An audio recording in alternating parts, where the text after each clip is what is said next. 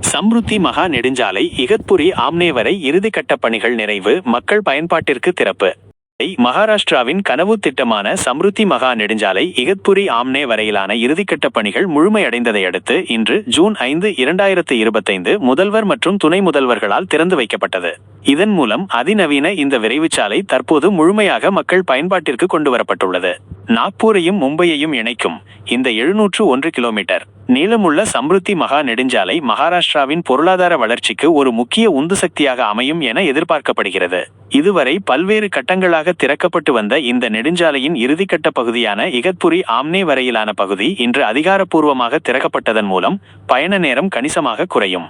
இந்த நெடுஞ்சாலையின் திறப்பு விழா முதல்வர் மற்றும் துணை முதல்வர்கள் முன்னிலையில் கோலாகலமாக நடைபெற்றது.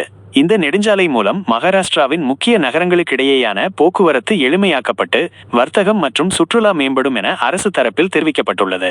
அதிநவீன வசதிகளுடன் கட்டப்பட்டுள்ள இந்த நெடுஞ்சாலை பாதுகாப்பான மற்றும் விரைவான பயணத்திற்கு வழிவகுக்கும் என்றும் கூறப்பட்டுள்ளது.